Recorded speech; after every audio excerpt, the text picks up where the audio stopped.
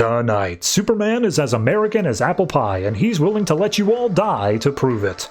Lobo is okay with genocidal scales of torture and mayhem, but drugs is where he draws the line. And Detective Comics is just the saddest thing I've seen all week. All that and more tonight on the Not So New 52.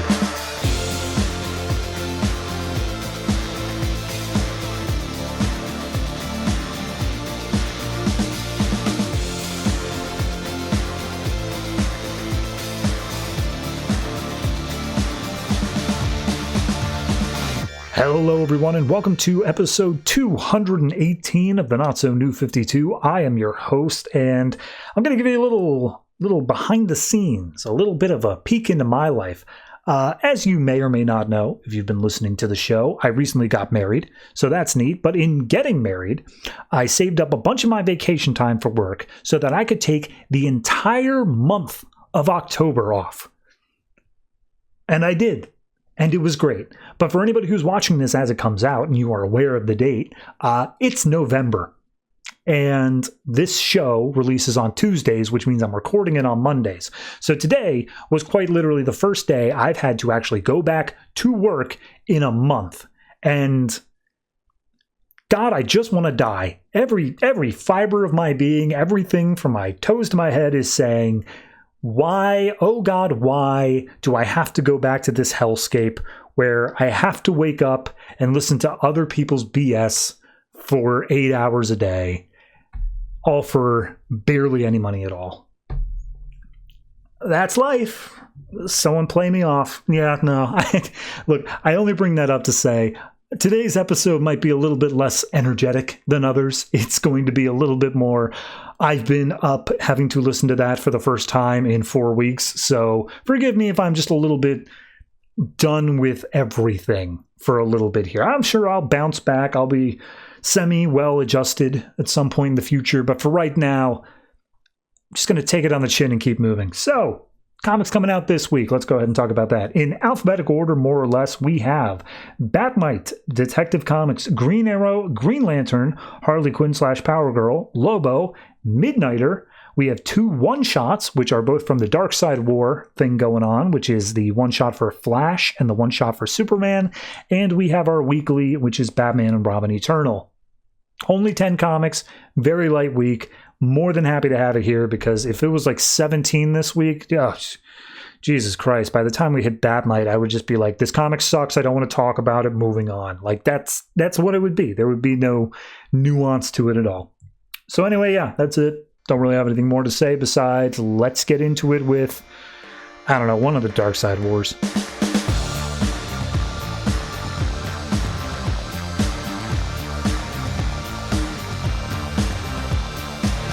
Justice League Darkseid War, The Flash, #1, written by Rob Williams, art by Jesus Merino. So, I guess this all takes place in like, I don't know, a few minutes or something like that. Like it's so in the Justice League Darkseid War story arc that's going on, Flash merged with the Black Racer, who is the personification of death in the New Gods sort of area of things. This issue picks up after they merged, so they are now one and the same, and Flash is like, did I just kill Darkseid? And Mr. Miracle's like, nah, it was Black Razor, don't worry about it, man, but like, you are its host now, and there's nothing that can be done about that. And he's like, oh, well, no big deal, because I'm not looking to try to escape death, I want to control it. And all that was in the Justice League book, and then all of a sudden, we see that he sees the ghost of his dead mother, and she's like, you know how impossible that is, Barry. And then all of a sudden, Barry manages to unmerge himself from the Black Racer. Just right then and there, he's like, nope, don't want this. And he gets out of it, and he starts running as fast as he can. And Black Racer's giving chase, and apparently this is all happening in like a millisecond.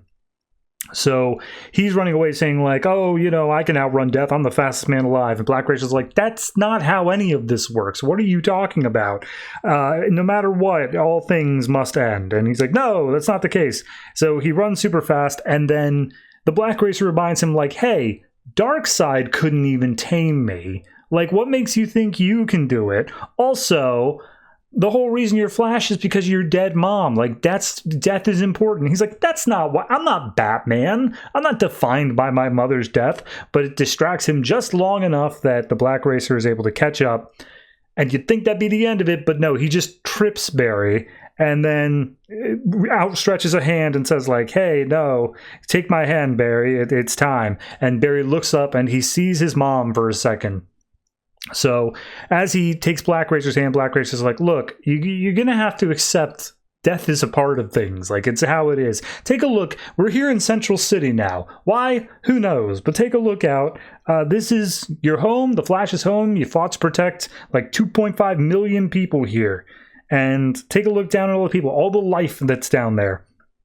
And then all of a sudden, Barry sees a zooming flash of light going through. He's like, is that me? Is that the Flash? What's going on? And he realizes, nope, it's the Black Racer. He's gone in with his big electrical scythe-looking thing. He's ready to start reaping people. And Barry's like, no, I can't let this happen. I have to save them all. So he comes into the town, and he punches Black Racer through the head. And Black Racer just, like, shatters.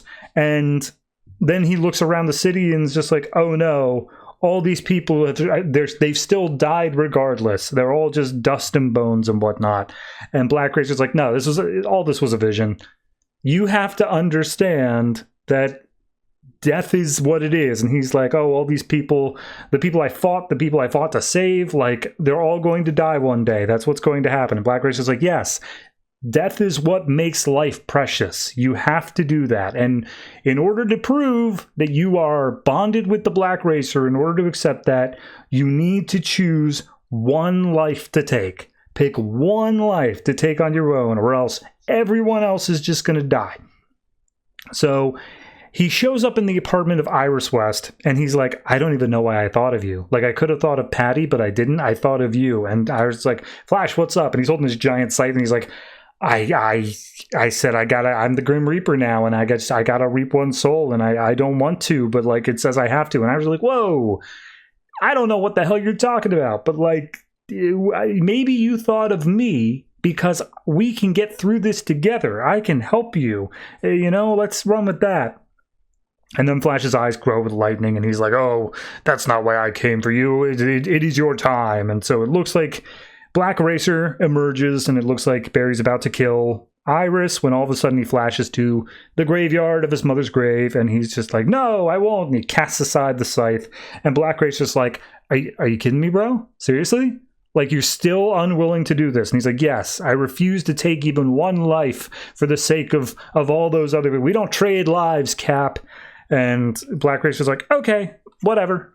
Fair enough, but like I have to have a tether. I cannot exist as just this incorporeal being. So, hey, check it out. Daniel West, Reverse Flash. I'm gonna use him, or maybe Gorilla Grodd. I can use Grodd as well. What do you think? You think they're gonna treat death with the respect it deserves? And Barry's like, you say I just got to take one life, right? And Death's like, yep, that's it. And he's like, cool.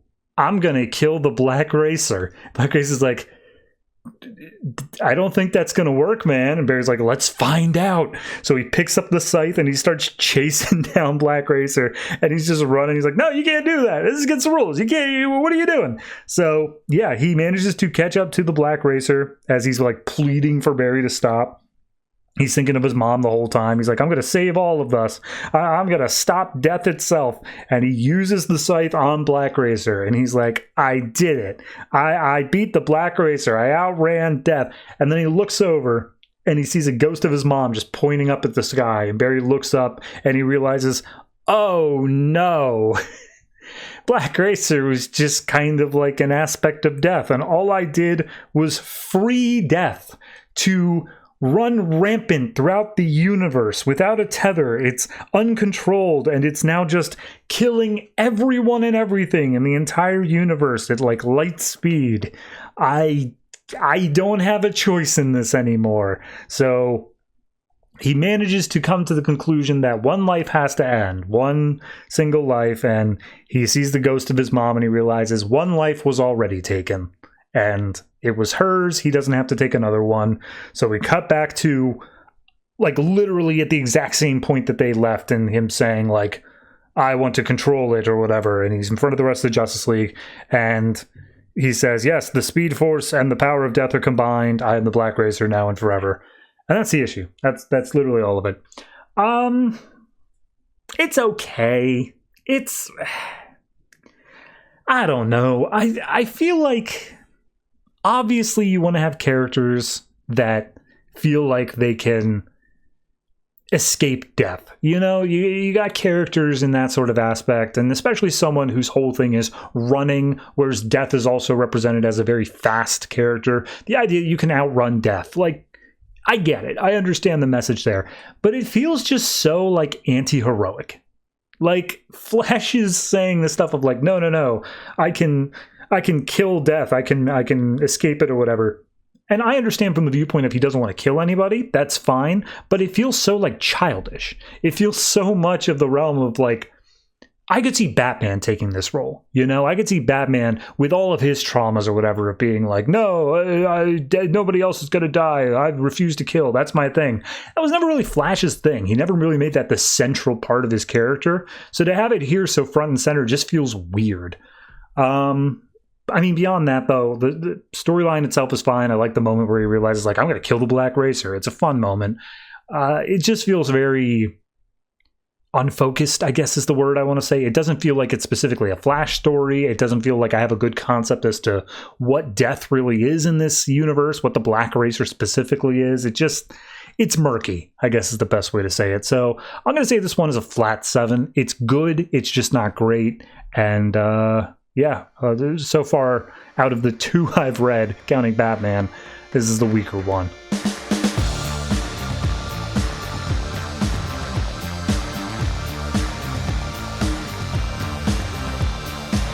Justice League Darkseid War Superman #1, written by Francis Manapul, art by Bong Dazo, maybe Dazo. So Superman fell into a solar pit on Apocalypse, and it made him all negativized, which also kind of just made him a jerk. And that's where we pick up this issue at. So we pick up in the Daily Planet where apparently Perry White has gone all of like 30 minutes of him being like, Superman's gone, he abandoned our city, and he's never coming back. And Jimmy Olsen's like, what are you talking? He goes into space all the time without warning. Why are you running all of this cynicism and darkness and like edgy headlines and stuff like that? And Perry's like, because that's what people want to read. People want to be pissed off, and I'm going to give it to them. Meanwhile, we see Superman is returning to Earth from wherever Apocalypse was. And as he's in outer orbit of Earth, there's some alien threat there who he says like, yeah, they hear about me on Earth, they want to test their metal, they see the S, and then I always just wipe the floor with them because I'm Superman. So we see them plummeting down to Earth. It causes this huge shockwave into the Daily Planet building, and as all these people are like, whoa, Superman, you're dressed in black and your skin is black, and like somehow you've got a white outline, how you doing that? And Superman just looks on and he starts beating the crap out of this alien. Turns out it's a mech suit, and inside is this smaller little gross gremlin looking alien. And he's like, yeah, the lead in your suit protected you, but like, now I see you. Get the hell off my planet. You're not worthy of fighting Superman. And he throws him back towards his mech thing. And all the people are like, aren't you gonna like take him to Argus or something? Like, you're just gonna let this alien go free? And it's like, nah, if he knows what's good for him, he's gonna get the hell off my planet. And immediately the thing just gets in a ship. It just forms around him and he flies off. And Superman says that he's hungry. So we then cut to a diner somewhere in the middle of Metropolis called Melvin's Diner, and he walks in and everyone's like, Superman, hey, best buddy, super cool guy, we all love you here. And Superman just goes super speeds over to a diner seat and he says, bring me the apple pie. And the guy behind us is just like, hey, Superman, new look is something. Remember when you saved me because the cops thought I was breaking into my own place after I shaved my beard? A new look can be dangerous, you know? And he's like, shut up. I don't care about your problems. Bring me an apple pie. And he's like, okay, sorry, sure. And then like a waitress comes up and tries to make small talk, and he just slams through the counter, and he's like, shut up and give me the apple pie. So we cut over the Daily Planet, which is still in a little bit of wreckage. Perry gets up and he's like, all right, well, Superman's back, fair enough, whatever's going on there. But then they look out across the city and they see all over Metropolis is this black goo that's starting to overtake buildings. And they're like, what the hell is that? And they wonder where Superman is. Someone says, Instagram or whatever says he wants a thing of pie. And immediately Jimmy knows, oh, he's at Melvin's. That's his pie place. And so he bicycles over there. We see the entire city's being overtaken by this goo. He's barely outrunning it. And when he gets to Melvin's, Superman is sitting all alone there, just enjoying his pie. Enjoying being a strong word. He still looks pissed at everything. And Jimmy's like, hey, Superman, don't know if you heard, there's a whole thing going on out there. And Superman just grabs Jimmy, throws him through the plate glass window, and he's like, look, I now have clarity. I've been recharged for the first time in a long time, and I have enough clarity that, like, who cares about what happens in Metropolis? It's a human city, and I'm not human. And Jimmy starts getting overtaken by the black goo, and he's like, what are you talking about, man? We're friends. Like, we all love you, Superman. And he's like, no.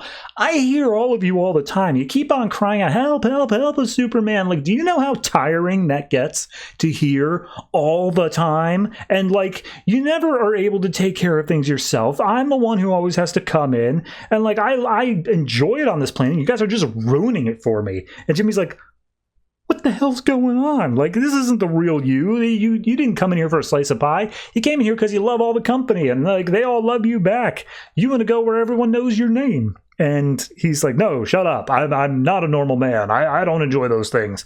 And Jimmy's like tearing up as the black goo's like wrapping around his face. And he's like, and you don't hear just cries of help. You hear laughter and joy. And you hear our adoration for you. You hear our love for you, Superman. And as long as you're here, you'll never feel alone. And then he gets taken over by the black goo as we see everyone else in the city is like freaking out. Buses are crashing. It's horrible.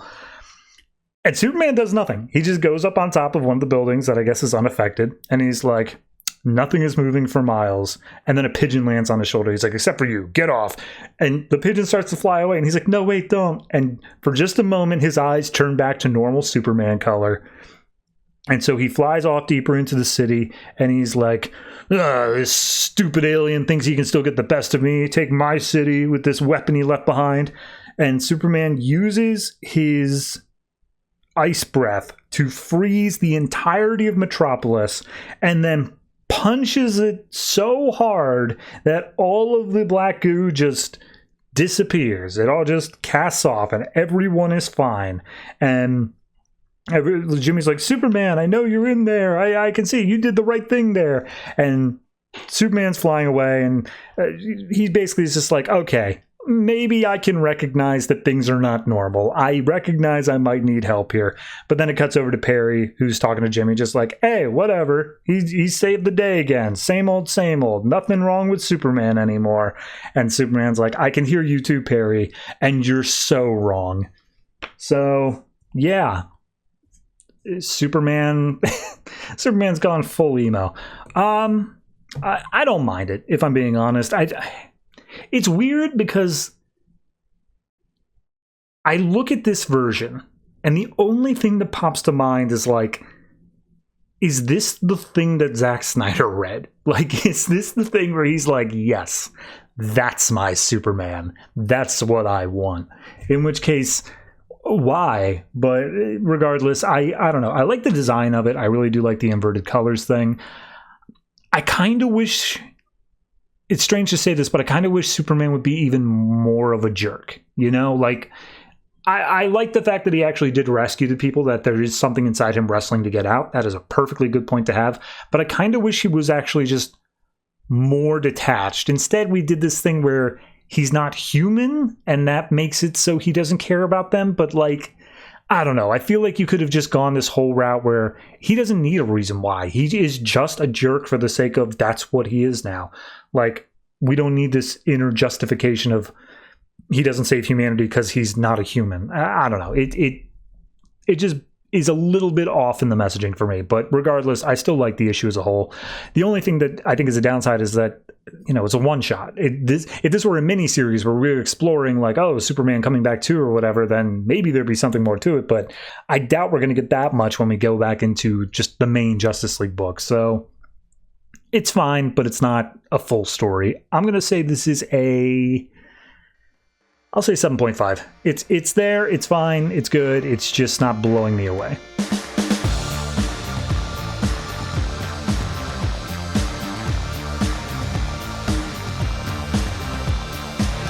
Detective Comics number 46, written by Peter Tomasi, art by Marcio Takara. So last issue we had Jim Gordon Batman being recruited by the Justice League. Basically they were saying, hey, we've got a detective case, and even if you're not Bruce, you are still a detective in your own right, so let's go. And they brought him to some winter hellscape that had a giant skeleton buried in the snow. So we pick up with that, and the Justice League is like, all right, Batman, detect something. What do you got? And he's like, well, I'm starting to understand how Batman dealt with all the craziness in Gotham. I'll say that much. And so he starts looking over all the bones of this skeleton, and he's like, all right, so, I mean, what do you guys already have? Because, like, you figured out that, like, this thing is giant, so what's up? And it's like, well, we just want your input here. We don't want to say too much, but we do know that this thing is about 200 years old. There's no tracks or anything like that because of the wind and snow. There's no impact craters, so it wasn't falling out of the sky. And Batman's like, all right, well, let's go check its hands. And so they start looking at its hands, and Flash is like, oh, are you looking to see if it has any defensive wounds? And he's like, yeah, that's kind of what I'm going for here. But, like, I don't even know what that would look like on a beast this size. So maybe something in the upper part of the body. Have you guys touched that? And they're like, no, not at all. And it's like, Wonder Woman, could you pull the head out of the ice without, like, breaking it? And she's like, yep. So it pulls it up. The back of the head is completely just covered in ice and snow. So he's like, we got to chip away at this ice to see what's underneath it. And Cyborg uses his sonic cannon, which is, I guess, gentle enough to not ruin any other evidence, but to get rid of the ice.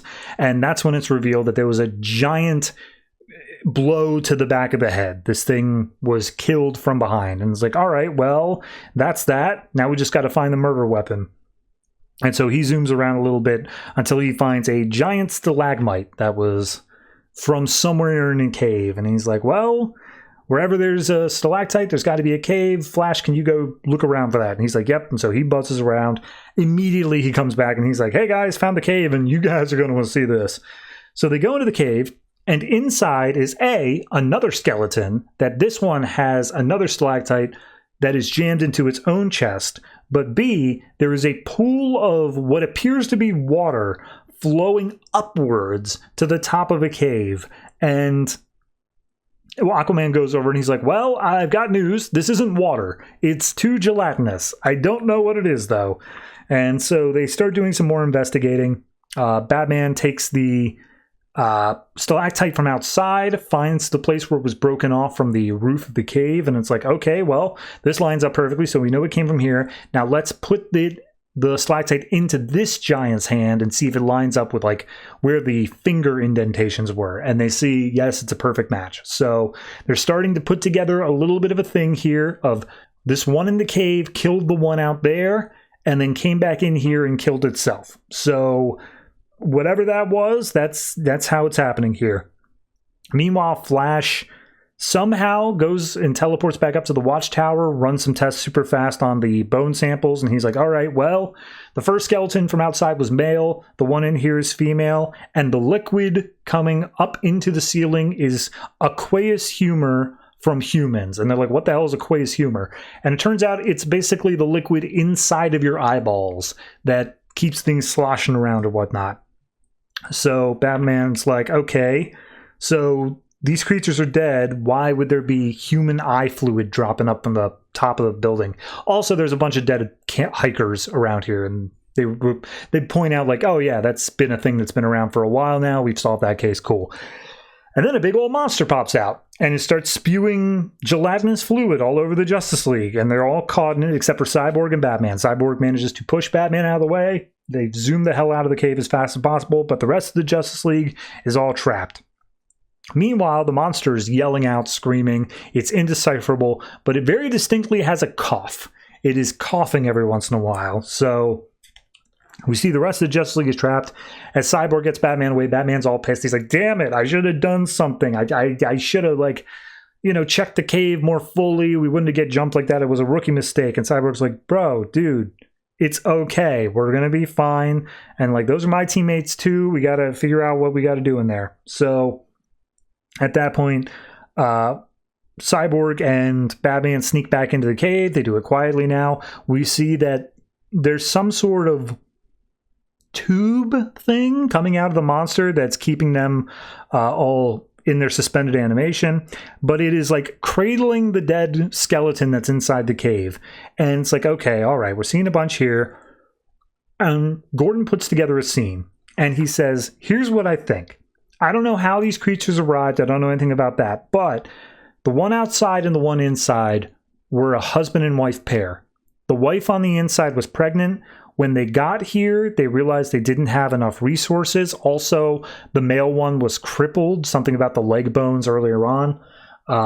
So the wife killed the husband, and or it might have been a mercy thing, and used his meats, essentially, to make sure that they could survive long enough for her to give birth.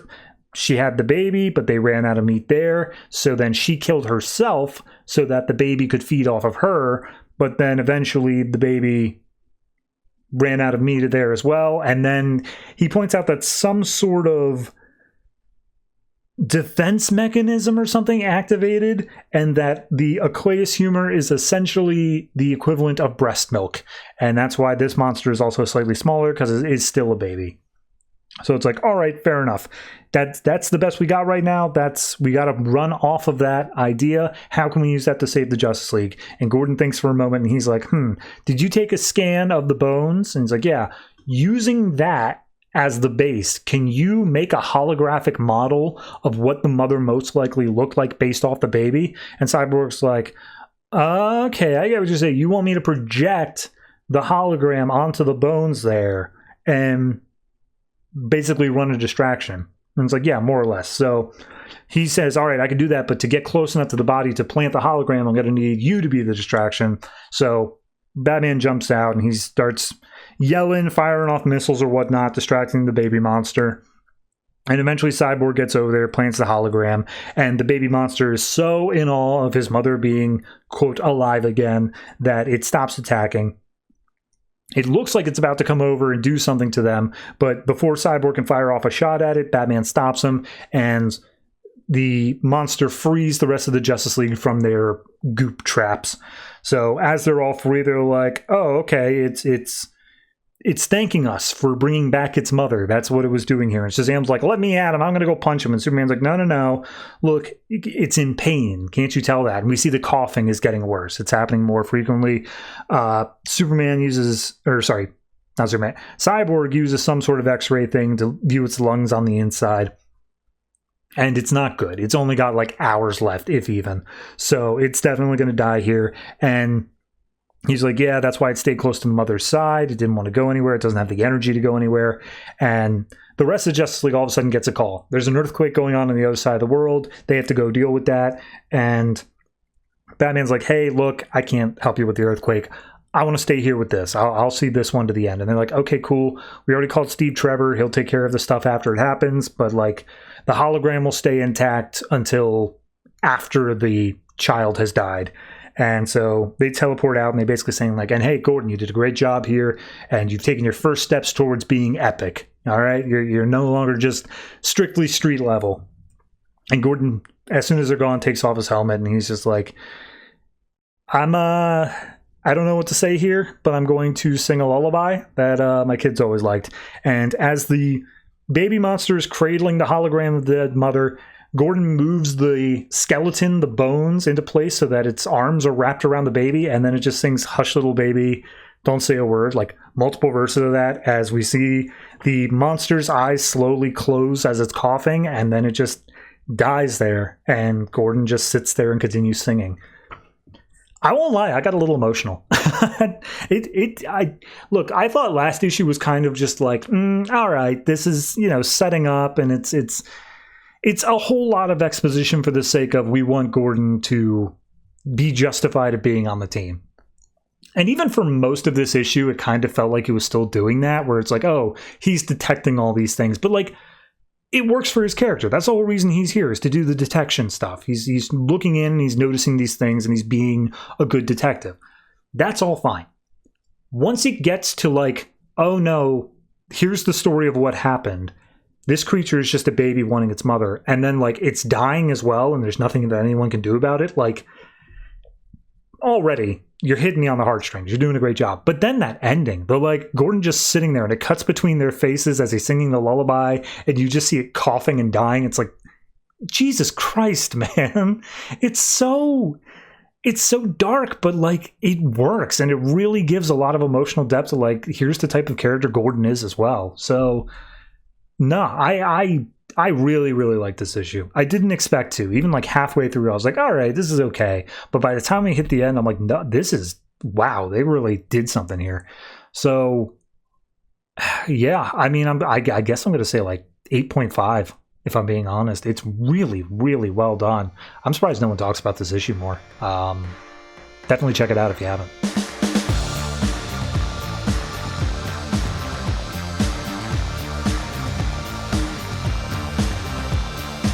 Green Lantern number 46, written by Robert Venditti, art by Billy Tan. So, kind of the conclusion of this arc, at least seemingly so. We pick up with Darlene and Trapper and whatever, all on these planet of flowers. And Virgo's just looking out, just being like, this place reminds me of home. And Trapper's like, yeah, a lot of flowers. And he's like, no, not at all. But like the smell, it smelled of flowers where I came from. And, you know, that's the best memory I can have of that place. What did it smell like in your home, Trapper? And Trapper's like, I grew up on a ship, so it smelled like recirculated air. It smelled like stale farts. He's like, that sucks. I feel bad for you. And then like a bunch of butterflies are on this planet. Trapper just slaps one and Virgo's like, all right, well, let's go get Hal. Like, it's time. We got to go check on him. And then, meanwhile, we cut over to Hal, who, obviously, last issue was the whole dealing with Black Hand thing. It looks like, and I don't understand how this works as a power, because Black Hand is unconscious, he is able to start transporting him in a construct. So, he's got him in, like, a little coffin-looking thing, and he's like, okay, we're almost at the source wall. I'm going to try to signal so that we can avoid a fight this time around. And he puts out a big Green Lantern signal and he's like, all right, fair enough. Hopefully he's not going to kill me. And we see it's Relic. He's there. And Relic is still investigating the fissure in the source wall because obviously Hal just left him hanging last time. And immediately Relic's like, bro, you just flashed your symbol. You know I don't like you. What are you even doing here? Like, why are you showing back up? And he's like, look, bygones will be bygones. This dude has something that is linked to the source wall. He's possibly becoming the end of the universe. So at the very least, I think you want to hear about that. And he's like, cool, yeah, sure. Give me your ring, your light powers, and we'll talk about it. And he's like, no, that's not going to happen. Mainly because I'm trying to keep this guy all locked up. You see, he touched the source wall, and yet he's not a part of it, which, as you know, definitely shouldn't happen. But regardless, everything he touches now becomes that. And Relic runs some scans, and he's like, oh, yeah, you're telling the truth. That's crazy. Also, he's human. You're human. What's that about? You know this guy? And he's like, yeah, we've had a lot of fights. Don't worry about it. Like, point being is he was trying to go back to Earth, and I'm not going to let that happen. So Relic's like, yeah, no, I've studied the source wall. Like, I'm thinking, I've got a theory already on what's going on, is that you're saying that all of this stuff that he's been touching or whatever, if it is trying to escape from him, it's trying to like touch things in order to get out of him because it's trying to go back to the source. And at that point, Black Hand wakes up and his construct starts turning and he's like, well, all right, this is a problem. We're going to have to deal with this now. So Black Hand breaks out of the coffin. All the rocks start flying towards Relic and Hal. He puts up a construct to protect them, and he's like, yeah, don't let any of this stuff touch you.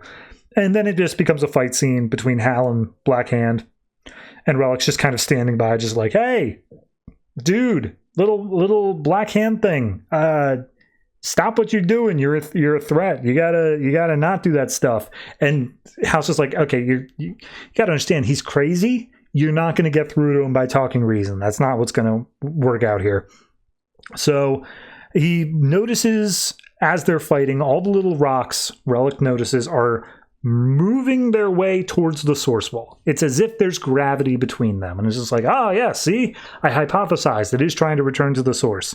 So Howell starts talking to Black Hand, and he's like, hey, buddy, look, if you just listen to me, if you just do that, like, I can take you home. I can send you back with all your dead friends and all your dead things. Is that what you want? And he's like, I do like the corpses there. They're very fun.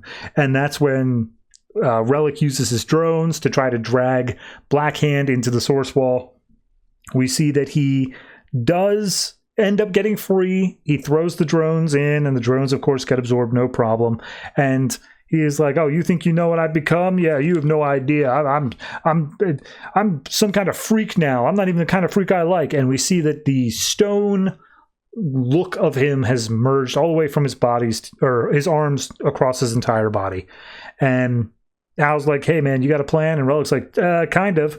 We move out of his way, and we make way for your friends. And we see Darlene the ship, and Virgo and Trapper have come in. They fire off a grappling hook that rams into the back of Black Hand, and they immediately cut it free so it doesn't start affecting the ship. And it rams Black Hand all the way up against the wall.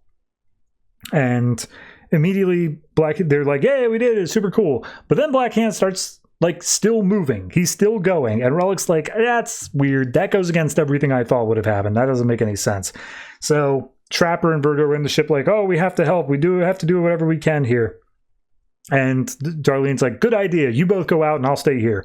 But then Black Hand says, "You can't stop me. No one can." But something is different, I guess, now. He is actually starting to stick to the wall. He tries pulling his hand away from it, and it just snaps off. And then he starts begging for help from Hal, saying, like, "No, please, I'm going to be all alone. There's no dead stuff in here." And as he merges with the wall, the crack in the wall also heals, and Black Hand is no more. So Relic is like, "Yep, all right, that's done.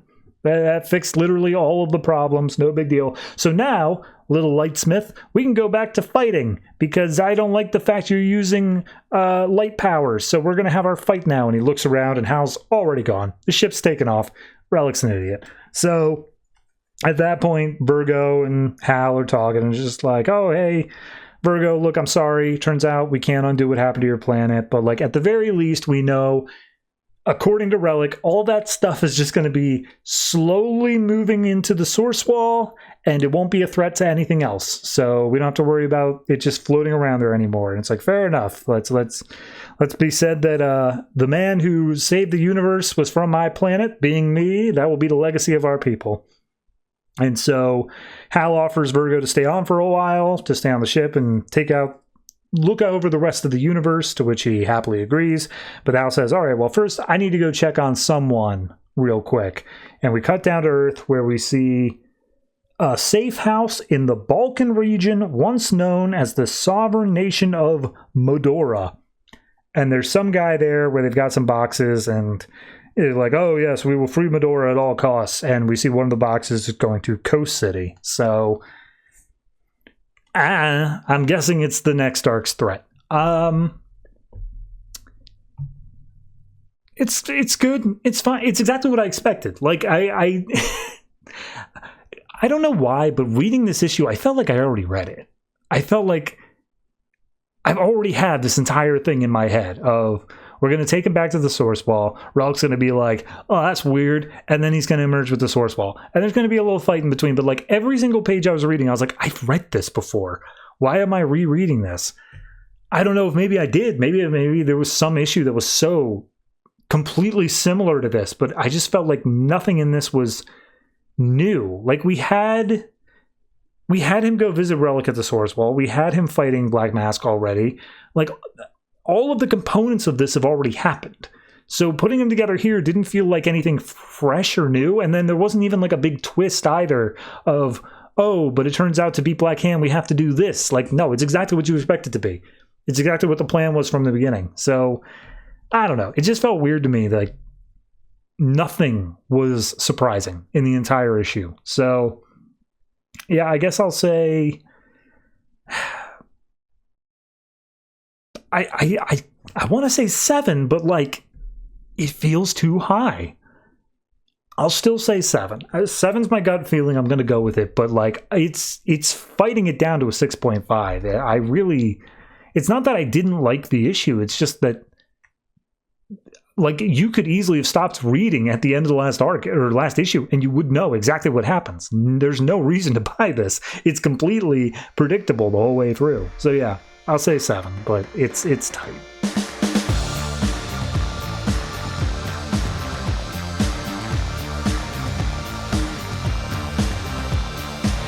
Midnighter number 6, written by Steve Orlando, art by Aiko. So last issue we had the, I guess, wrap up to all the Grayson stuff, because I remember thinking that could have continued into this issue. Turns out no. And we left on the cliffhanger of Multiplex was taking a sniper scope to Midnighter and his boyfriend. So this issue picks up with Midnighter realizing something's about to happen. Get down! And so he tackles Matt out of the way as Multiplex unloads a whole bunch of stuff. Matt passes over a meat tenderizer to Midnighter, says, hey, go get him. And we see Midnighter uses a whole bunch of his martial arts stuff and utensils from their Thanksgiving dinner to manage to get onto the helicopter that the multiplexes are on. And he just starts murdering all of them with this meat tenderizer and whatever else he has. Finally, you have the multiplex that was flying the helicopter. He's like, oh, what, you think this is a win? There will always be more multiplexes. We all hate you and you'll never kill us all. And Midnighter's like, I know. That's why you're my favorite. So he ends up killing the multiplex that's flying the helicopter, and he ends up landing it on his own roof, to which Matt is waiting, and he's like, I brought your costume, but it seems like I'm a little bit late here. So they then go on vacation. They just leave their apartment because the apartment was trashed there, and they're like, oh, it'll be remodeled by the time we get back. We see they intersperse between hanging out with friends, seeing sights, stuff like that, and Midnighter going around doing his Midnighter things until we get to like day 5 or whatever. And Midnighter's like, hey, look, I'm now recognizing that you have an actual job, not something that you can just up and leave on a whim. Do you need to get back home or whatever? He's like, no, I can work remote. Like, and I got all my clients taken care of or whatever. It's fine. But like at some point we might have to just check into like a normal city, but we can hang out and ignore reality for a bit longer. So I guess they enjoy a bit more time, but then we cut back to Oakland, and Matt comes to the realization of like, wait a minute, hold on, we weren't actually remodeling any of that the whole time. Like, it still was trash in there. And as he goes inside, turns out Midnighter has what he calls undifferentiated urban cells, which essentially act as stem cells for apartments. And he just let them loose, and they formed an apartment.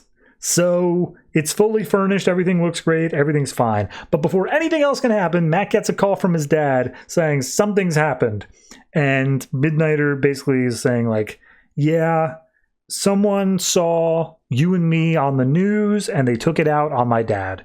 So we go to Connecticut where Matt's dad lives.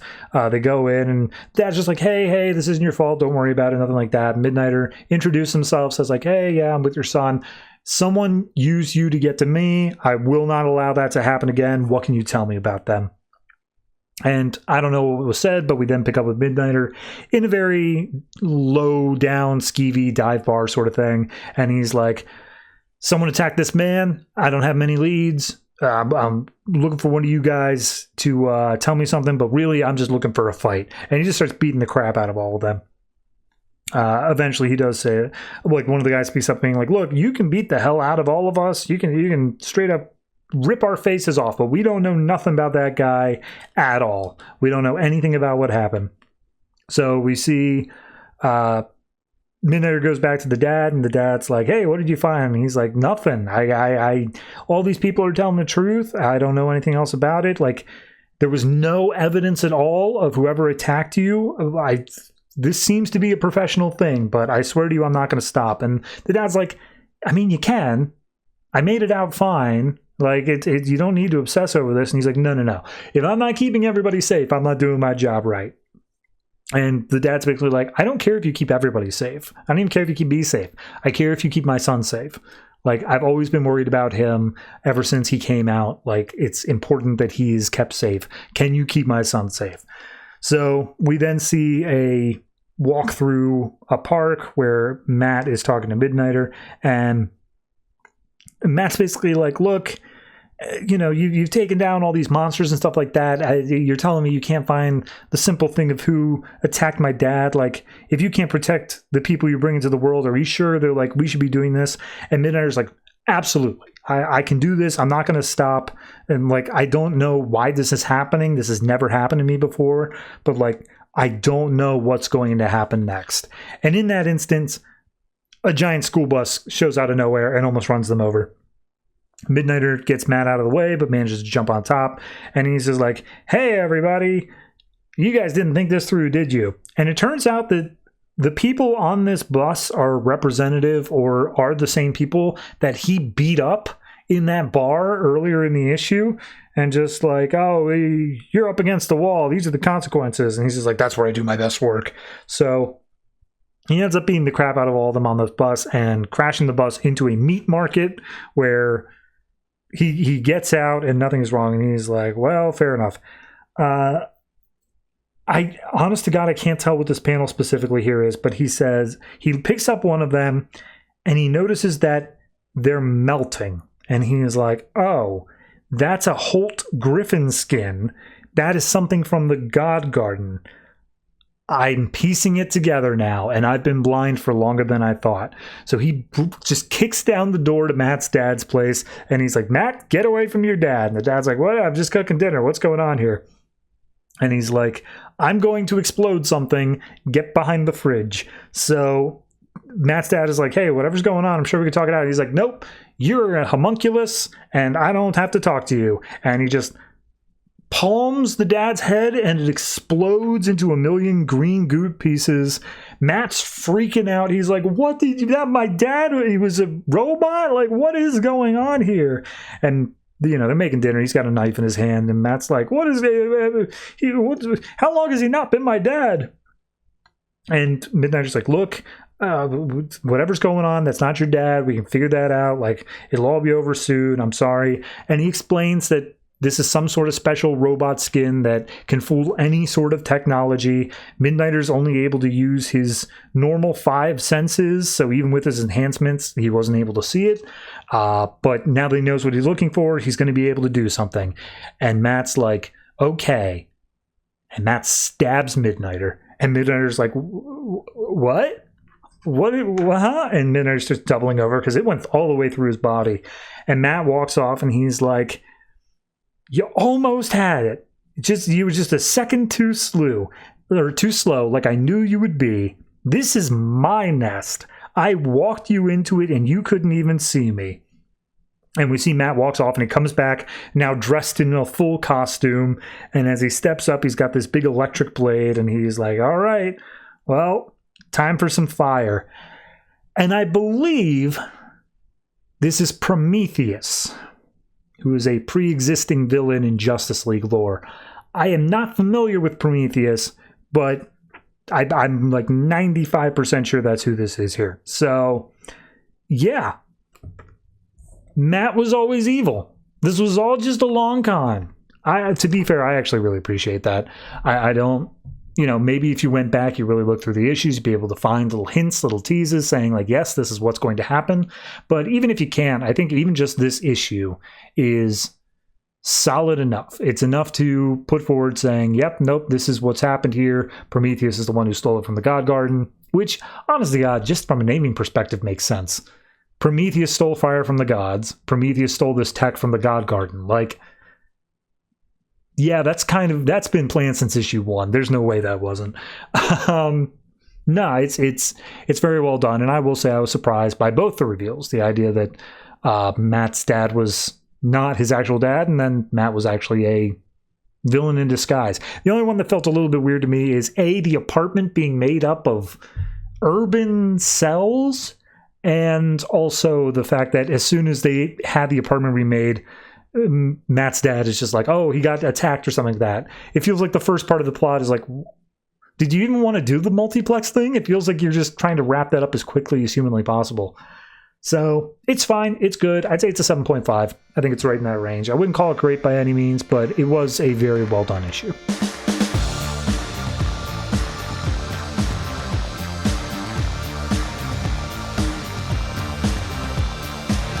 Green Arrow number 46, written by Benjamin Percy, art by Patrick Zircher. So last issue, we kind of just got the continuing adventures of Catalina, aka Tarantula, I believe, and Green Arrow as they're making their way down to Mexico. So we open up with a man named Miguel who had a greenhouse and it's completely died. There's a bunch of these black moths inside of it, which we saw last issue. And he's like, butterflies used to come through Juarez. It used to be beautiful, and I loved it, and that's why I made all these plants, because, it was fantastic. And then things just kept dying, and, we would have a new mass grave every week, and there'd be shootings, and there'd be kidnappings, and everything is awful. And now my greenhouse is filled not with butterflies, but these black moths that have skulls on their back. It's horrible. And because Juarez was falling so much to crap, Miguel took his daughter and put her on a bus. Her name was Sophia, and just said, go live with your cousins, get out of town before something happens to you. But on the bus ride out of town, we see that one of the skeleton boys or whatever is standing in front, and he seems like a main one. We'll get to it later. Bus driver slams on the brakes, tells the kid, hey, get out of the roads, but then he's jumped. The rest of the bus has jumped as well. It seems as though they are all under threat of being killed, except for Sophia, the daughter. She is forced to drive the bus instead. So she's forced to still leave Juarez, but not in a safe manner. And we see that Catalina, aka Tarantula or whatever, gets a call from Miguel saying, hey, please save my daughter, save our family. So at that point, we cut to now. We're at the Juarez border crossing. It is Dia de los Muertos, and Green Arrow's like, for a dead town, it sure is insanely busy traffic here. And he's like, well, yeah, it may be a dying town, but it's still Dia de los Muertos. That's still something that's going to get people to party. So they get into town, and as soon as it's like, oh, yeah, it's Oliver Queen just coming in, a little vacation or whatever, we see border guard lets him through. However, the guard then immediately calls someone named Jefe and tells him that they're here. And we see that this guy's got full skull, the candy skull sort of makeup on, and he's like, oh yes, finally. So deeper into town, we see Catalina is telling Oliver where to drive, and they're listening to the radio, and a Black Canary song comes up, to which Green Arrow says, ew, gross, I hate that music.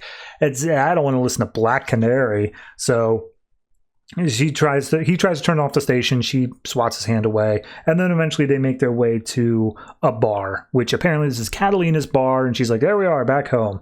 And he's like, okay, so what, we're gonna go in and find my dog? And it's like, yeah, well, just let me go in, take care of a few things, and then we'll go in. So she goes into the bar. There's a guy sitting there named Rico, not Rico. There's a random guy sitting there. She's looking for Rico, the bartender, and she's like, okay, something here's not right. I'll be back in a minute. You stay here. Immediately, Oliver gets his gear on, and he's like, well, all right, as long as I'm just waiting. And he pours himself a beer, and as soon as he does, there's a drop of blood that comes down from the ceiling into it. And as he looks up, we see Rico. Rico ain't doing so hot. So he runs upstairs saying, oh, Catalina, we got to stop. It's a trap. And turns out she's already been taken captive by the skeleton guys, and he quickly follows suit. So we cut to Jefe's compound of the skeleton cartel, and he's skeleton guy. I don't know what more you want to say here. He's like, oh, yes, bones. Let's talk about bones. Bones carry history, carry energy, foundation of life, blah, blah. He just goes on for a while about bones and says that's why I take the bones. Bones are very important. And Oliver, who is strapped to a throne of bones, is like, just tell me where I can find my dog, man. And he's like, oh, don't worry. Your dog's got good bones, but he is still alive for now. But after Dia de los Muertos tonight, where that all will change. Everything's going to change tonight.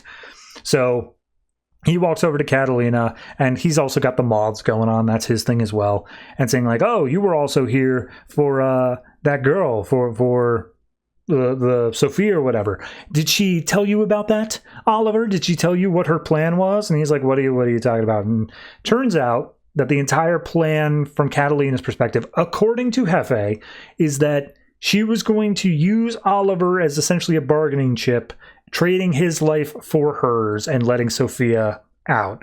And she does apologize. She's like, oh, I'm sorry. And Oliver doesn't say anything. But then Jefe walks over to the door and says, well, you went through all that for nothing, because check it out. It turns out that my son has grown fond of Sophia. And we see the little bowl-cut skeleton kid that was standing in front of the bus. He's taken her to be his bride. She's dressed up in a bridal gown. She's got like face paint on to look like a skull. And it's at that point that Oliver breaks the bone throne. And in doing so, he has two giant tusks now strapped to his arms that he's using essentially as Wolverine claws. Catalina also breaks free using whatever spikes she had in her suit. Everyone starts scrambling because, this was not according to plan. And we see Tarantula manages to pull Sophia away from the little bone kid. Oliver takes out and kills a couple of the skeleton guys, and eventually they all run away from them and fall into a in-ground pool that is in this guy's office. And as they fall into the water, Sophia and Catalina get up out of the pool on the opposite side, so they're able to escape. But Oliver says that he's going to run interference, and she's like, oh, what about you? And he's like, what do you care? I'm exactly what you brought me here to do. I'm your sacrifice. And that's where the issue ends. And, all right, okay, fine. Look, this is more so a thing where everything leading up to this point has led me to believe that these skeleton guys are like mystical in some way. There's some mysticism here. They carve all these runes and they speak in dead languages, and they've got moths that like can swarm and attack things, and like it feels like an ancient evil. And it's Jeff who's leading. Jefe, technically, but come on, it's Jeff. Like, it feels weak. It feels like a letdown. I don't know. Like, we introduced this character, and I'm like, oh, so it's just a normal-ass cartel? Like, that's what... We still have time to pivot. We still have time to say that it is something bigger than, like, just that, but... I don't know. It doesn't feel like it. It feels very much of, this is just a crime guy who's a bit into the gimmicks, who's a bit into the idea of, I'm going to use the mysticism angle to make myself feel more powerful. But he's not actually like magic. So, yeah, I don't know. It just feels like a weaker issue. I don't think it's a bad one. I think that the intro sequence is actually pretty well done, the way that they describe Miguel and they get some backstory here. But then also having Catalina say like, oh, I used you as a pawn or whatever, but it has to come out through the villain. Like, she could easily just say, no, that's not true. And I feel like I'll be like, all right, bet, yeah, I believe you. Because why would I believe the Skull Man? So, yeah, I don't know. It just isn't working for me. Maybe for other people it would be better, but like I feel like we've strayed so far from this interesting thing of George being the descendant of like this mystical dog duo with this man of the Outsiders and whatever, and now we're at Skeleton Cartel, and it just feels weak. So I'm gonna say art brings it up to a 7. Otherwise I'd be saying 6.5, but I'll give it the 7 at the very least. Hopefully the ending can nail it.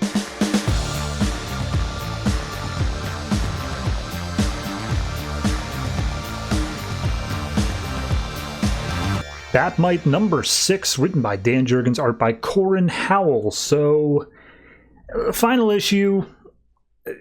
I don't feel like I need to recap what happened, but just know that there's a villain called Gridlock who stole the pilot to a off-brand Star Trek show, and that's just been around for a while. This issue picks up with Reagan, one of our human friends, I guess you'd call them, being called into the boss's office. And she works at some 3-letter acronym or whatever. And turns out Bat-Mite has been going around the country vandalizing national monuments and sightseeing stuff and whatever else. So Reagan's like, yeah, well, he's doing the best he can. And we just do a slideshow of Mount Rushmore, which now has the Bat family, with him in the place of like George Washington. The Washington Monument is now a water slide called Aquaman Slide-O Fun. The Statue of Liberty is now Wonder Woman. The Grand Canyon now has a roller coaster in it that's Green Lantern themed.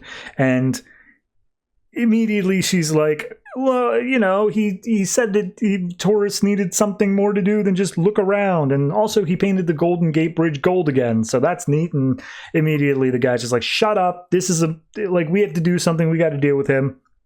And then all of a sudden the phone rings and he picks it up. And it turns out Bat-Mite is in the Oval Office.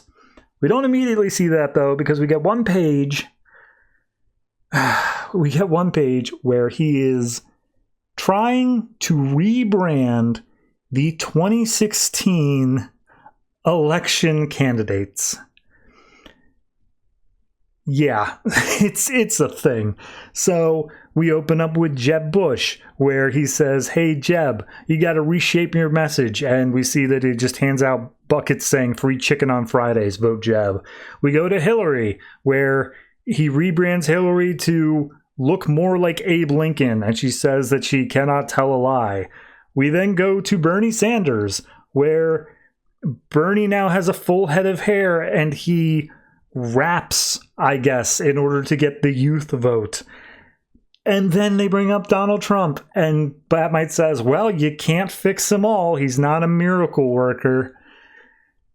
So yeah, he's in the Oval Office talking to Obama, and he's like, see, I can help you too, Mr. President. But then the Secret Service busts in and he just vanishes out of there. And there's a whole bunch of little things about things that are written on Obama's desk, but I'm not going to say them. So we then cut to outside the White House, where Weed is standing there, and he's like, hey, how was the meeting with the president? He's like, oh man, it went great. We talked about all this other stuff and whatever else. And he basically just pokes fun at the whole system for a minute. He's like, yeah, to get social policy passed, you just have to make Republicans think that you're against it. And then they'll want to vote against you and they'll pass it anyway. And it's like, will that work? And he's like, well, that's how it works on comic book editors.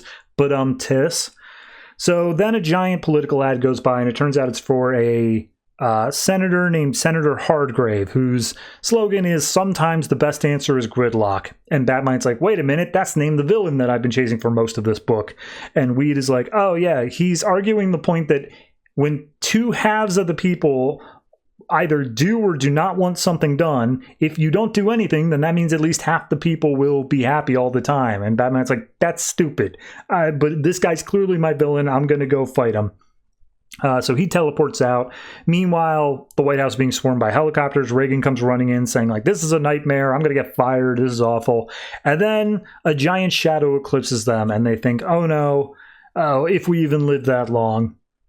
So we cut to Hardgrave's office. Bat-Mite just pops in, and he's immediately like, stop playing dumb. I know you're the supervillain. Like, you're going to be coming with me. You're gridlock. And he's like, oh, well, maybe we can talk and resolve our differences. Bat-Mite's like, with a politician? I doubt it. And then out of his ring comes a paralyzing gas, and Bat-Mite's like, oh no, how many times am I going to fall for this again? And he falls down into a trapdoor as Gridlock gets out his Gridlock costume, because of course he was. So we see Bat-Mite is then tied up in a private movie theater, and they're showing the Galaxy Trek pilot. And he's like, yep, this is it. I'm going to show it to you. You will be able to bask in its moments. And then I'm going to paralyze you so thoroughly that you will be frozen, with Galaxy Trek being the last thing on your mind. It is the perfect death for you. And he's like, oh, you think that would be the perfect death, but you're forgetting that I have all this extra power, whatever. What if I could put you in the world of Galaxy Trek? And he's like, that's impossible. There's no way. It's fiction. I know it's not possible. He's like, well, there's only one way to find out. And immediately Gridlock's like,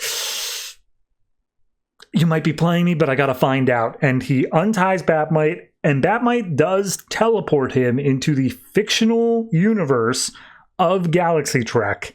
And as soon as he stops in, he's just like, oh my god, you did this. This is where I belong. And Bat-Mite just gives him free reign. It just says, like, yeah, go out, do what you got to do. No big deal. And he goes out, he talks to the crew from the ship, and they're all pastiches of the original series characters. And then he uses his knowledge of the episode to say, like, hey, guys, we got to get out of here, because in just a few seconds, the red shirts, and then the red shirts just explode out of nowhere. And the doctor thinks, hey, you knew that was coming. You must be the villain of the story. And so they start chasing him, and Gridlock's like, get me out of here, Bat-Mite. Tell him that I'm innocent. And he's like, nope, this is the world you wanted to live in. Now you're going to live in it. So he teleports back out into the real world. The whole rest of the book, for like 4 or 5 more pages, it's just continuing in the background where he's pleading for his innocence and like telling the guy like, oh no, I was just trying to, this is a dream come true. I was so happy to live here. Meanwhile, in the real world, giant robot shows up. At the end of the last issue, they said it was the Silent Sentry. The imps from the 5th dimension were sending the Silent Sentry after Bat-Mite. And we see that Weed and Reagan are trapped inside of its chest. And Bat-Mite's like, are you the Silent Sentry? And it doesn't answer. He's like, that means that you are. Oh my god, what do you want? And the robot just holds up a finger pointing away. And he's like, oh, you say you have to take me back home? And then Weed and Reagan come out of the chest because why not? And he says his goodbyes. He's like, no, if the Silent Sentry says I gotta go. Like, this is one of the rules that like I cannot break. It's the guardian of the Omni Crown. So he says his goodbye to Reagan and Weed. And Reagan is for some reason upset he's leaving, but Weed is just like, no, you have to come back at some point. We need you. And Bat-Mite turns and says, nah, you don't need me to fix you. You're perfect. So then we go to the court that condemned Bat-Mite at the beginning of the series, and it's just like, bro, we sent you there to stop causing destruction, and you keep making things worse. What are you doing? And he's like, what do you expect me to do? That place sucked. They needed help. I needed to be able to fix him. So they think about all the different punishments they could put him through, and then all of a sudden they cast off the robes and say, no, welcome back to the Justice Mites of America. And we see Super Mite, Wonder Mite, Aquamite, and they're like, yep, you're in here, but I swear to God, if you step out of line again, you're done. We're destroying you. And he's like, oh yeah, no, cool. Lay down whatever rules you want. I'll follow all of them. Definitely. I'm so happy to be here. And it turns out that they're doing this because there's some big threat that's going to be requiring his assistance, and he lists off a few little puns to say who's it going to be. And Super Mite says, worse, we're facing down Canceltron. And Bat-Mite basically says, like, oh, well, we're not going anywhere. And that's the final issue, and Bat-Mite has not returned in almost any form since. Yeah. Look, I get the humor with the election stuff.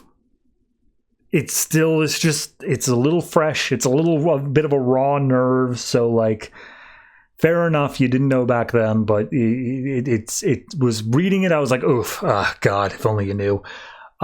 Everything else in there, it's the same as the rest of the book. And honestly, it feels just a little bit like weaker at the same time, because all the other issues seem to be dealing with going around the DC universe and maybe doing some deep cuts, maybe being a bit more on the surface, but doing this thing where Bat-Mite is improving whoever. And then this issue is just kind of oh yeah, I guess we have to deal with that villain. And it's done in like 3 pages. It's like, hey, I can put you in Galaxy Trek. He does it, and then it's done. Like, I don't know. That seems a bit like a weak little cop-out ending. And then to just say like, oh, but then we also need to put him back on 5th dimensional planet or whatever. I don't know. It's just, I have the same problem with the Harley Quinn book, where it feels like it introduces so many concepts that it never actually resolves any of them. And while this one does resolve the things with like the roommates and the imps and the villain and all that, it feels so weak and so much of an afterthought that I don't feel like it was ever actually resolved. It feels like they're all still just dangling. So yeah, it's okay. It's not great. It's probably just going to be like a 6 for me. And that's kind of reflective of the series overall. It's kind of just in that 6 range. It's not a bad book. I'm sure it's okay for somebody and to get a real kick out of it. But for me, it's always just been kind of mid.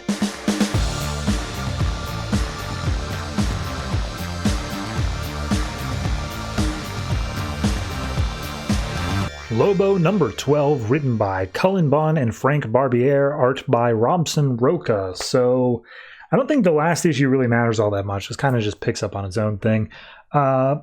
We open up in deep space, and Lobo's narrating, basically saying, like, yeah, criminals think deep space, like being out on the fringes, it keeps them safe or whatever. And for the most part, they're right. Green Lantern doesn't care. Dark Stars don't care. But me, bounty hunters like me who are hired to take out these guys, I care. And I'm going to find them, and I'm going to kill them. And it turns out that this group that is manufacturing some sort of drug, and it's got a whole thing going on here, they were split off from some larger cartel, and the original cartel owner is like, nah, screw them, kill them all. So Lobo comes in, and he just immediately starts killing them. He comments that these guys were competent enough to kill a previous hunter, but he's not like other hunters. He's a Lobo. So he goes around and he just starts killing all of them. But in doing so, he accidentally cracks open one of the containers of this drug. And he's like, whatever, collateral damage, it happens. But the other guy's like, oh dear God, what have you done? And Lobo just walks through the cloud of this drug, and he's like, I'm just doing my job. And he kills the guy. But then he starts coughing. And he's like, all right, well, I got one guy who's running away. I got to go take care of him. Jesus Christ, what is this smell?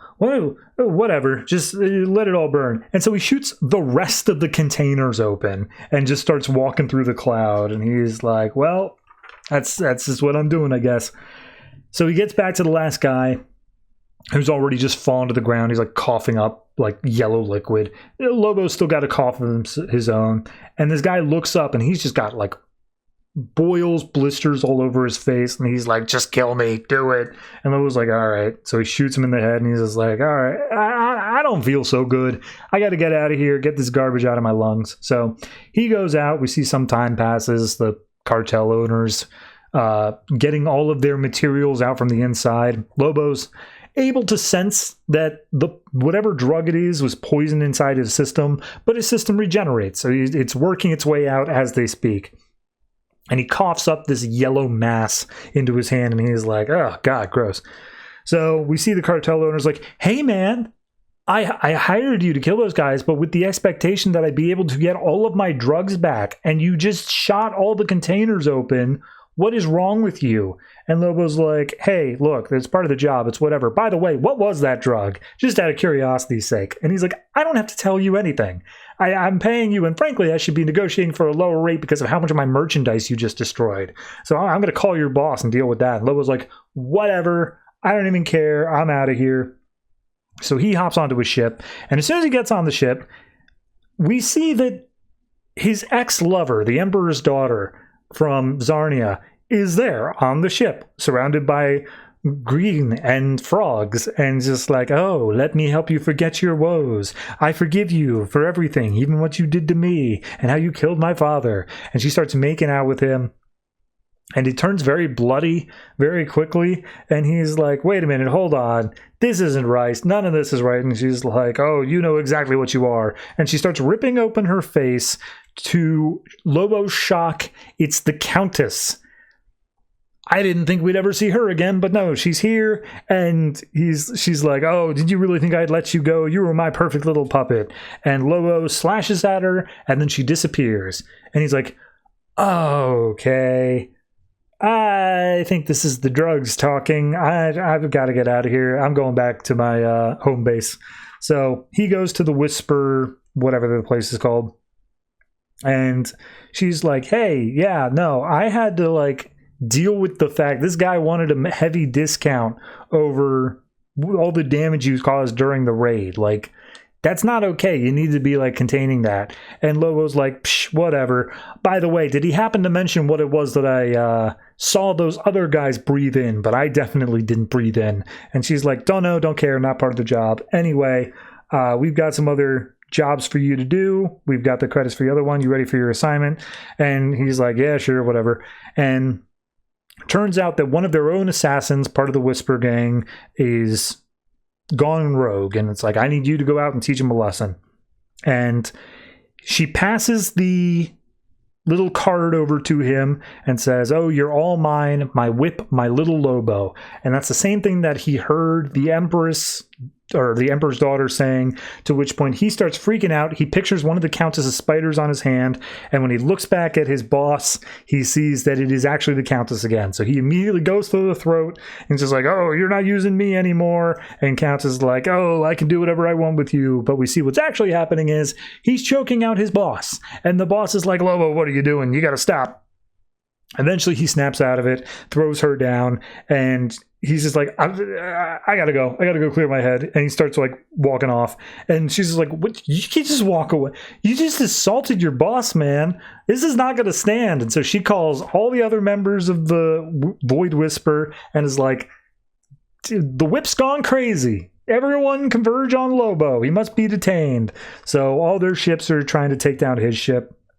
We see he's already hallucinating again. He sees little like green devils around him, and he's just like, "Oh, I'm not your pet, and I'm not going quietly." So they manage to surround him, and the ship goes still, and they're just like, "Okay, he may have given up. Lobo, here's the thing. Like, let's do this calmly." And then Lobo just jumps out of the ship, looking like a monster at this point. Absolutely just destructive force. He bashes through the windows of the ship. He starts choking them out and killing. He sees his own face on them, and he's just like, "Oh, I'm not going to do what she says. I'm not going to do what anyone says. Nobody can tell me what to do. I'll destroy anyone who says otherwise." So he comes in, he says he's done taking orders. He's a killer, a monster. He's not going to be used. And he starts pulling up all of these different bounty hunter things, all these bounties on people around that he has been specifically told are too dangerous for him to go after, the ones that he couldn't/shouldn't go after. And he's going to prove and show what real power is by going after all of them. And the number one person on his list is Hal Jordan, Renegade Green Lantern. For anyone who isn't reading that book, Hal Jordan's a renegade. So yeah. Sure. I mean, it's not a bad issue. I actually like some of the imagery they have here, but the imagery that they're using for Lobo of like making him seem more monstrous and making him more like, I'm just going to say ripped, like he's a lot more like big and bulky and all that. It kind of makes me feel like they're trying to get back to old Lobo. They were like, "This was a fun experiment, but now we need to somehow get back to the original thing we had before." And so they're just kind of moving in that direction. And they're just like, "Well, this guy's a bit too sane and a bit too normal, so let's make him insane instead. That's closer to old Lobo." I feel like we're just seeing a slow march that way. Now, mind you, I think there's only like 1 or 2 issues left in the series, so we don't have long to do that. And I know for a fact that we don't do that, but it's kind of the way that it seems like it's going. So yeah, I don't know.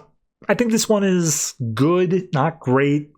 Definitely just feels kind of, I could see like a 6-issue series coming out of this, but again, I'm going in with the knowledge that there are only like 1 or 2 issues left, so it's not going to be that long. It's going to be either wrapped up quickly or it's just going to be left on a cliffhanger. And frankly, neither of those sound great.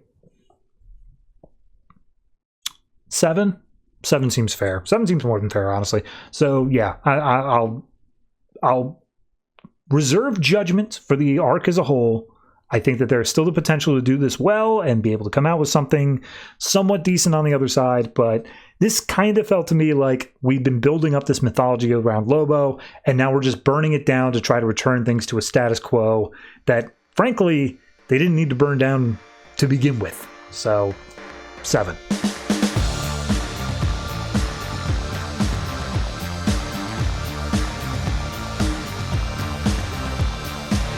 Harley Quinn Power Girl number 5, written by Amanda Connor, Jimmy Palmiotti, and Justin Gray. Art by Stéphane Roux and Flaviano Armentaro. Hell of a name. So, last issue, we just got the fight between Vartox and whatever the hell the name of the other guy was. And then there was this big looming threat of, "Oh God, something has appeared in the sky." We immediately pick this issue up with showing what it is that's in the sky, and it turns out it is the Harvester of Sorrow, which is this absolutely colossal head with like Zeus-sized beard sort of thing going on, and he's got these giant ass text bubbles that are like, "Who summons me?" And then Power Girl shouts up like, "Well, we didn't. It was this guy. He's taken care of." And then he yells out, "What? I can't hear you. You're too small." So Power Girl just throws that guy, honest to God, I don't think they ever name him again, throw him back up into the face of the Harvester, and turns out that he gets trapped inside one of the Harvester's pores because they're that uncannily large. And at that point, it's like, all right, well, that's taken care of, but then what are we supposed to do with the Harvester? And Vartox is like, look, the Harvester is not to be trifled with. He brings misery to entire systems. He feeds from the minds and bodies of all sentient lives. Like millions of star systems will fall now that he is here now. And Power Girl's like, okay, so how do we stop it? And I was like, well, he can't be stopped. We're screwed. Like, that's how it is. So Harley then points out, wait a minute, hold on. We did our thing. Like, the whole reason we showed up here was to be able to get you, and we just want the teleportation ring now, and we can bail out. We don't care about this Harvester of Sorrow thing, so, like, give us the ring. And he's like, you're not just going to leave us in our time of need? He's like, the hell I am. Sure, absolutely. But then Power Girl's like, no, we're heroes. We can't just leave. We can't let billions of people die just because they say it's impossible. Even if they're from a different planet, we have to. And then all of a sudden there's a big explosion and they all pass out. So then we cut to Harley waking up. I don't know what the hell this is. She wakes up and she finds her spirit animal. And her spirit animal is clearly someone that I'm supposed to recognize. It is a man in aviators wearing a leather jacket. And he's like, yep, that's me. I'm your spirit animal. And then he says, look, you've still got those gloves that can make hard light constructs. Do that. And you can do anything you put your mind to. And so she makes a motorcycle out of hard light and drives away, leaving her spirit animal behind. I don't know who the hell this guy is. But regardless, she flies into the mouth of the Harvester and just like, all right, well, let's see what's going on inside your head. And inside is literally like words. Like, imagine Microsoft Word art of like just sad things, loathing, revulsion, despair. And she's like, all right, well, I was hoping for organs I could pull out. And then as she starts yelling around a little bit, the words intruder, assimilate, incarcerate all show up. So she starts being attacked by what is effectively the antibodies, and they start shooting her with different colored sticky resins. It looks like gum or something like that. And she gets entirely encased in that. And also all of the antibodies look like little fruits. Why? Doesn't come up. So they take her and they feed her into the Harvester, and seemingly that is that. Down on the planet, we see Power Girl and everyone else is coming too, and Power Girl's like, all right, Vartox, if Harley flew up in there, then we gotta try to fight. And she's like, oh, well, if I should die today, I'm happy it's by your side. And she's like, can we be a little more positive? And he's like, we shall win this day, and then you will be my bride. And she's like, never mind, let's take it back to the old one. So we see Harley is being mind melded with the Harvester. He's draining the brain, and we see all these moments throughout her comic and all this part of her life, but then we get the face of the Joker just over and over and over and over, and he's like, oh, it's virus incompatibility, oh god. And then we see the face of the Harvester starts to morph into that of the Joker, and it just starts laughing and laughing loud and loud. And immediately Power Girl and Vartox are like, what the hell's happening up there? And Power Girl's like, maybe this has something to do with her inner Joker. And Vartox is like, I don't know what that means.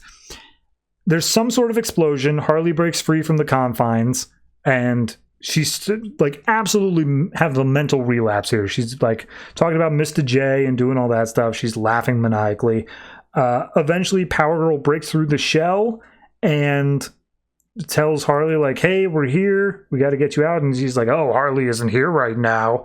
And then jumps onto Vartox and says, hey, I want to do some manscaping, say ouchie. And she rips off his mustache, and he's like, oh my god, why did you do that?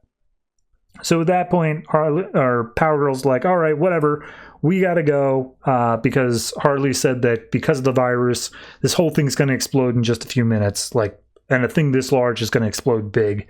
So at that point, Harley does some stuff with the mustache.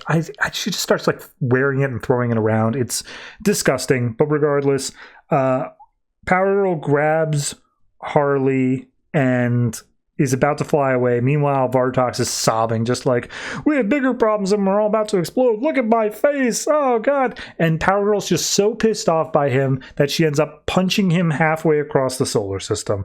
So they all escape to get back down to the planet. They realize they're nowhere near far enough from the explosion range, so they fly away a bit farther. Harley manages to come to her senses somewhere in the middle of all this. And then the giant head explodes, and they're like, oh man, they're going to be picking up pieces of this thing for ever. Till the end of time, this thing's going to be around. And then the one guy who was down there is like, oh, hey, where's Vartox? And Harley says, oh yeah, he got punched out into deep space. Like, he's gone. Don't got to worry about that. However, he then flies back, and he's like, oh no, I'm here. And also down on my planet, I have hot tubs if anybody wants that to recuperate. And she's like, hey, I thought you were like super upset with me about the stash. And he's like, oh, I was shocked for sure. But like a mustache as fantastic as mine cannot be kept down. And then he just like concentrates for a second and it just pops back into existence on his face. So at this point, Power Girl's done with all their BS. He's just like, look, just give us the ring, teleport us home. We want to get out of here. And he's like, of course, I'll give you the ring. And he gets down on one knee and seemingly proposes to her. And she says, oh, hell no. That's the issue. It's another Harley issue. What am I supposed to say? I got nothing. Like, even just reading this, it took me probably 3 times as long to read this than it takes me to read any other issue this week. And that is solely because I don't care. I'm trying so hard to give it like my attention, to make any sort of anything out of it, but I don't care. Not to say that it's poorly made or anything like that, but like the humor's not grabbing me, the story's not interesting, and it's just not here for me. So 6, I can recognize some quality art in places, I guess, but like it's just Harley Quinn was obviously a very well-known character at this point in the DC universe. I understand why they're doing all these spin-offs and stuff like that. We're going to have one at the end of this month that this book came out as well. We got another one coming out. So, like, I get it. I just don't get it.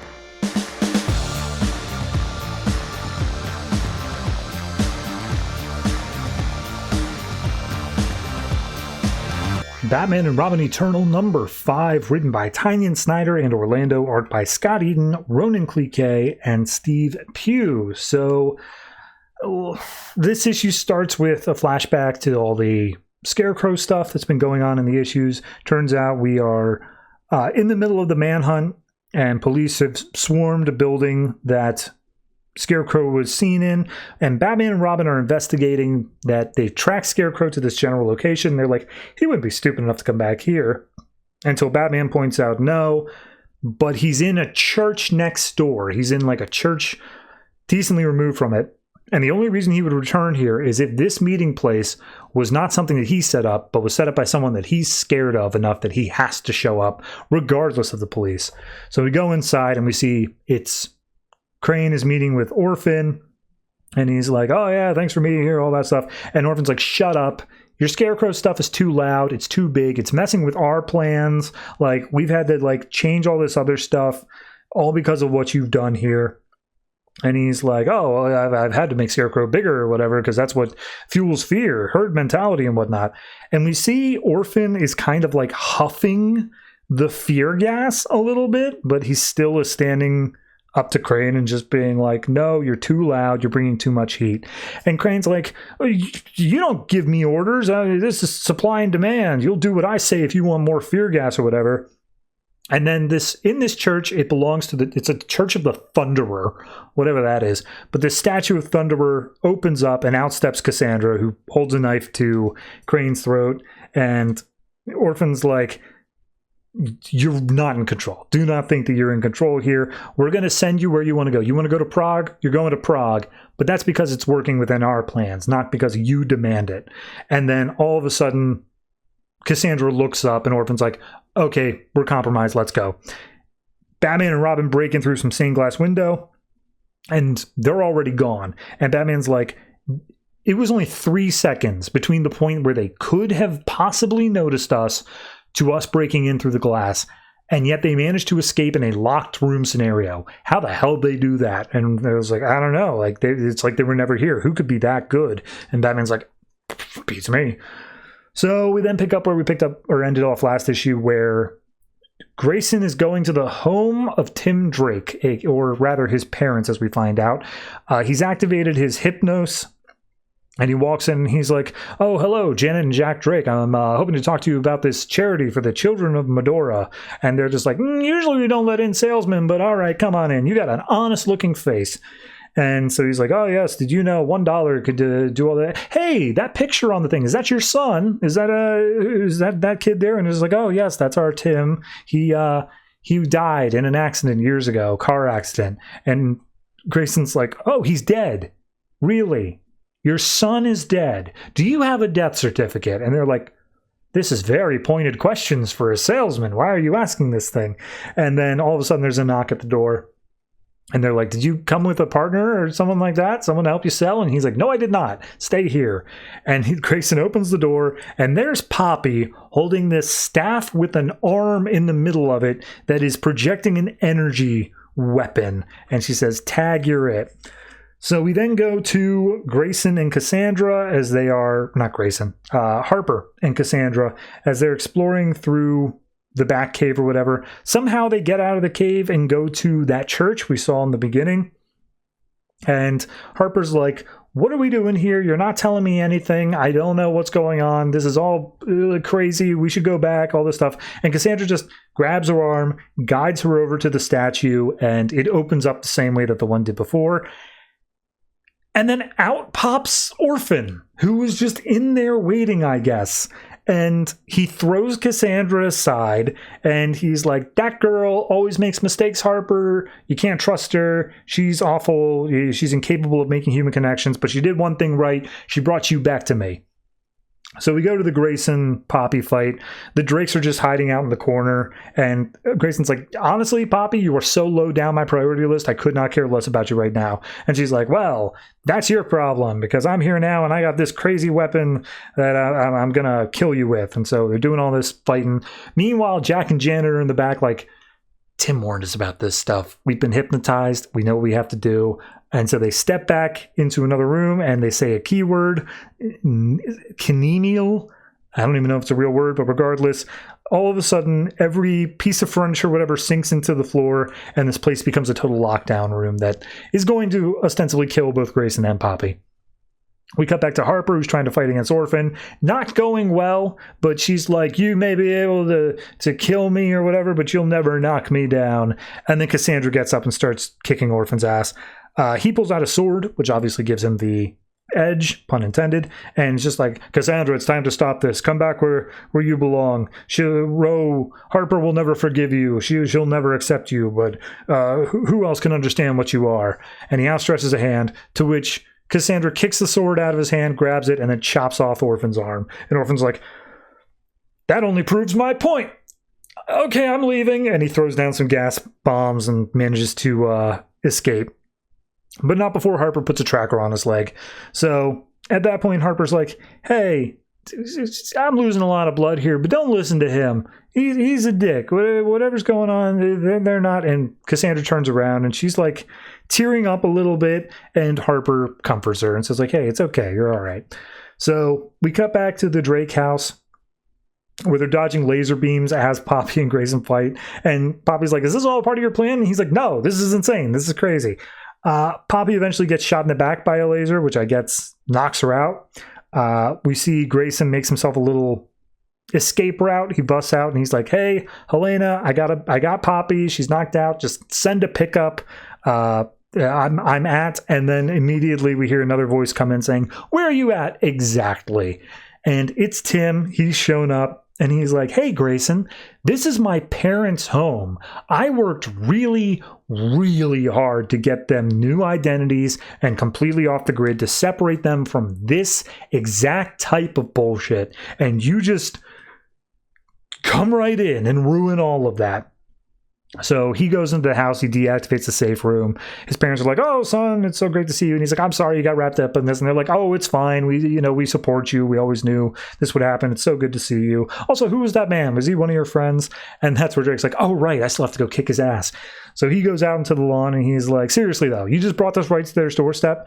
And Grayson's like, Tim, Bruce almost died. Like, oh, there's this whole Mother thing going on. We don't even know if any of us could be one of Mother's children. And Drake's like, oh, so that gives you permission to come in and ruin my parents' life. Like, completely dismantle everything they wanted. What would happen if you weren't satisfied with their answers? Would you keep on interrogating them until you were? And Grayson's like, I'm not going to apologize. I had to be sure. He's like, look, we have been more than willing to look the other way. You have never told us anything about your past before today. I thought that you weren't one of Mother's children. I hope that you weren't, but I had to know. And do you really think Bruce would have done anything differently? And Tim just like freezes up and then punches Dick in the face and just be like, yeah, Bruce would have done that, which is why I'm so surprised that you would too. And that's where it ends. So, sowing a bit of tension, a bit of discord. The brothers shall be fighting with each other for at least several issues, and then I'm sure it'll all come back in a, oh, wait, but we're all Robins. Yeah. I mean, it's good. It's fine. Between the two storylines of the Harper stuff or the Grayson stuff, I think I like the Harper stuff just a little bit more. Not because it even is really doing anything, but it just feels more like a storyline. The Grayson stuff feels more like we're just going to go from location to location and like do a cool fight scene or whatever. The Harper Cassandra stuff feels like it's actually going to have like an emotional through line. So I'm a bit more intrigued with that side of things, but it could easily flip in like 2 issues time, and it could be just the exact same on both, or both of them are emotional through lines. Who knows? So for this one, I'm going to say, I'll just say a flat 7. It's almost as a 7.5, but I don't think it quite gets there for me. I can't even point to specifically what it is. Some of the art isn't working for me, but there's 3 artists, so I don't know specifically who it is. But yeah, beyond that, it's just not quite clicking, but hopefully it's just a 1-issue glitch, because I have been enjoying this series pretty much thus far.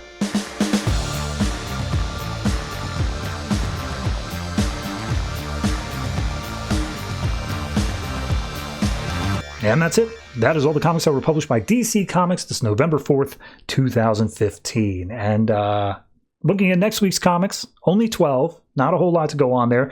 Now, some people, and by some people I mean nobody, except for the hypothetical guy I made up in my head to make this point, some people might think that there are 13 comics that are coming out next week. 13 comics that technically should be covered. One of those, I will not spoil which one until tomorrow's next week's episode, but one of those I am not going to be covering. Arguably, it's not even part of the new 52, but that hasn't really stopped me before. But I am, regardless, not going to be covering that book on this show. And if that's a problem for you, if the only reason you have been watching this show since episode 1 is to get to the point where I talk about this specific book, screw you. I have nothing but disdain for you. How dare you expect me to do things? That is completely unreasonable. I am here for myself and myself alone. I speak to nobody, and I expect nobody to listen. That being said, please don't leave. I'm so lonely. Anyway, let's talk about the comics coming out next week. Next week, we have a lot of Batman up front here. We have Batman, Batman/Superman, Batman Beyond, Catwoman, Constantine the Hellblazer, Justice League United, Red Hood and Arsenal, Starfire, Teen Titans, 2 more Darkseid War one-shots, this time Green Lantern and Shazam. I think that's the last of them. And our weekly, which is Batman and Robin Eternal. So all that's coming out next week. Be sure to tune in, but I'll go ahead and launch into the contractual obligations here. If you have any comment that you would like to share about any of the comics I've covered on this week, last week, any week at all, go ahead and hit them up in the comment section down underneath the YouTube video. But if you happen to be listening to the audio version, you are so far behind, it's not even funny. I am horrible at uploading to the audio feed, and I deeply apologize. But there are other places you can post stuff if you're in that sort of realm. We have a Discord, we have a subreddit, we have a Patreon. All of these, some of these, one of these is an okay place to put. It's the Discord. Go to the Discord.